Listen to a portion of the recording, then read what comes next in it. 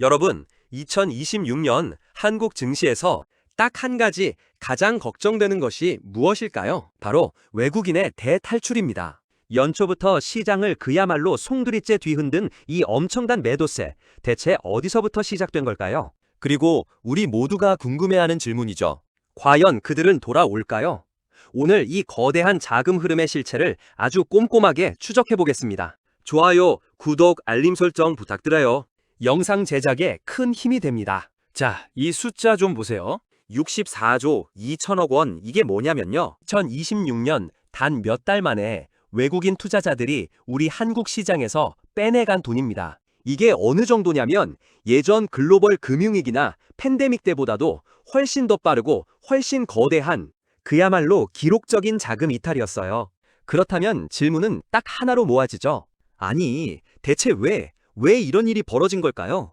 이 거대한 흐름은요, 절대로 한두 가지 이유로 설명할 수가 없습니다. 지금부터 그 복잡하게 얽히고 설킨 원인들을 하나씩 파헤쳐 보겠습니다. 자, 그럼 첫 번째로 이 거대한 매도세의 원인입니다. 2026년의 상황은 말 그대로 퍼펙트 스톰이었어요. 여러 가지 안 좋은 일들이 한꺼번에 시장을 덮친 거죠. 지금부터 그 폭풍의 한가운데로 한번 들어가 보시죠. 시간 순서대로 한번 따라가 볼게요. 1월에는 좀 헷갈렸어요. 코스피는 사는 것 같은데 코스닥은 팔고 뭐 어쩌자는 건지 엇갈린 신호가 나왔죠. 그런데 2월부터 분위기가 확 바뀝니다. 갑자기 차익 실현 매물이 터져 나오면서 코스피에서만 9조 원 이상을 팔아치웠어요. 그리고 대망의 3월. 이건 뭐 거의 폭격 수준이었죠. 지정학적 리스크까지 처지면서 한 달 만에 무려 35조 8천억 원, 사상 초유의 매도 폭탄이 떨어진 겁니다. 4월에 잠깐 멈칫하긴 했는데 이게 진짜 바닥을 다진 건지는 아무도 확신할 수 없는 그런 상황이었죠. 더 흥미로운 건 말이죠. 이 폭풍이 밖에서도 불고 안에서도 몰아치는 뭐랄까 양쪽에서 동시에 덮쳤다는 겁니다. 밖에서는 강달러, 미국 금리 문제, 중동 리스크 같은 게 우리를 압박했고요. 안에서는 그동안 올랐던 거 팔려는 욕구랑 반도체에 대한 우려, 그리고 우리의 고질병이죠.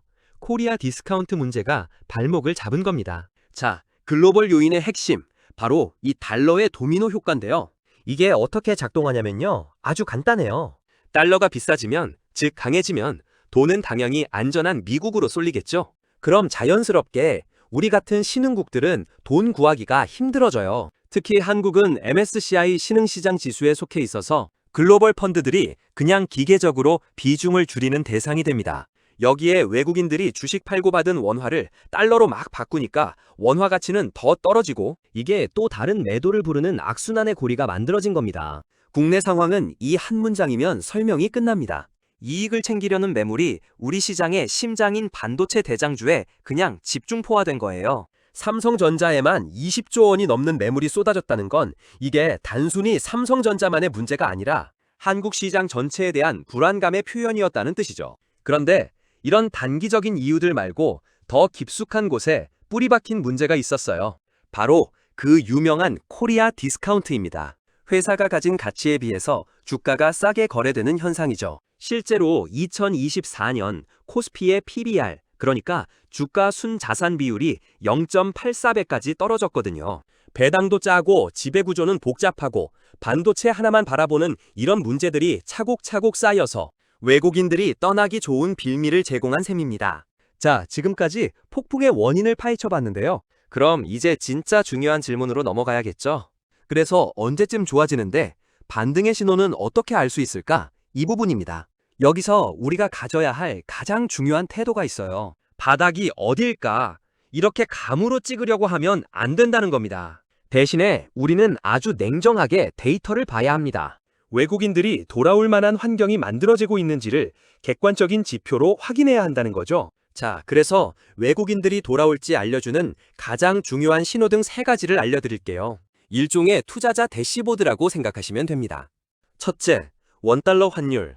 이게 1,500원 아래로 안정돼야 환차손 걱정이 줄어들겠죠. 둘째, 미국 10년물 국채 금리. 이게 좀 내려와야 위험자산인 한국 주식이 매력적으로 보입니다. 그리고 마지막으로 가장 중요한 반도체 업황, 우리 증시의 심장이잖아요. 실적 전망이 다시 좋아져야 합니다.